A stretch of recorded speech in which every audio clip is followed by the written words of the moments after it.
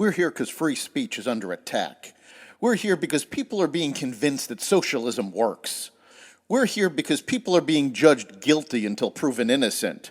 We are fighting back with facts. This is not a safe zone, so buckle up, Buttercup. This is the raw, naked truth.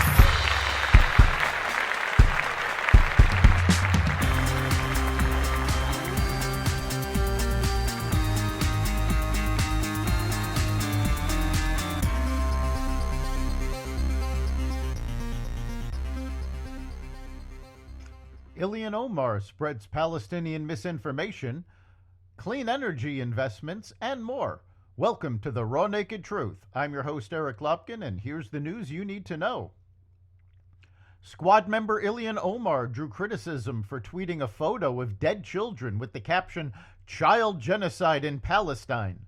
The photo showed 7 dead children wrapped in white and claimed they were part of the 614 Palestinian children murdered by the Israeli forces.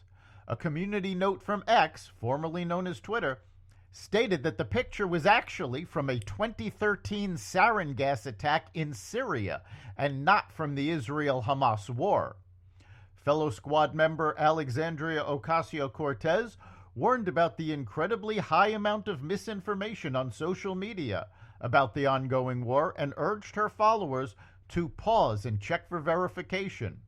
If you see a claim, photo, or video that triggers a strong emotional reaction, take a moment to pause and check for veracity/confirmation from multiple sources, she wrote on X. Omar has since removed the tweet after the criticism. Iran's foreign minister has warned that an Israeli ground offensive in Gaza would force Iran to directly intervene, likely expanding the war to other parts of the Middle East, according to a report. The foreign minister made the comment during a meeting with a United Nations envoy to the Middle East on Saturday in Beirut. Diplomatic sources told Axios that the foreign minister said Iran doesn't want the conflict to spill over to other parts of the region, but insisted that Iran will have to respond if the Israeli operation continues in Gaza. While an Israeli ground assault on Gaza was looming on Sunday, as of Monday morning, it had not started. Sources within Hamas and Hezbollah have confirmed that Iran has directly been involved in the attacks through training and money. Nearly 3/4 of American voters are unhappy with how things are going in the country today, including half of Democrats, according to the latest Fox News survey. Overall, 72% of voters are dissatisfied. That number has only been higher 5 times, and 2 of those were in the last year and a half. A record 79% were dissatisfied in 2009, when the question was first asked, while it hit 75% last summer during August 2022. Current dissatisfaction is up almost 20 points since the early days of President Joe Biden's administration, when 53% felt that way. That's a grim view. That grim view isn't only held by Biden's partisan detractors. 49% of Democrats are dissatisfied, up 29 points since the start of the presidency. Among independents, 83% are unhappy, up 18 points. An overwhelming 92% majority of Republicans are also dissatisfied, up 8 points. Republicans on Friday nominated Representative Jim Jordan of Ohio to be the next Speaker of the House, setting up a battle in the lower chamber after Republican Steve Scalise ended his own bid for the job. Jordan is now looking to secure the votes needed to obtain the gavel.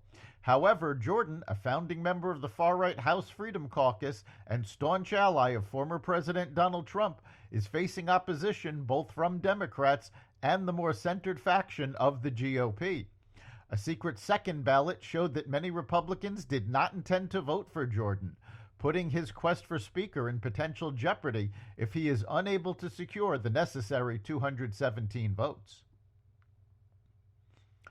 The White House is committing $7 billion to build 7 regional hubs for clean hydrogen development, President Biden announced Friday.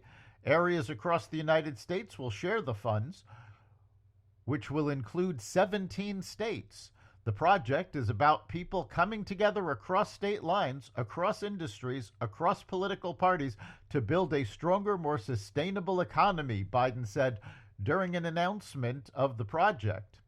The development of clean hydrogen from these hubs will eliminate 25 million metric tons of carbon dioxide emissions from end users each year, an amount roughly equivalent to combined annual emissions of over 5.5 million gasoline-powered cars, the White House said in a press release.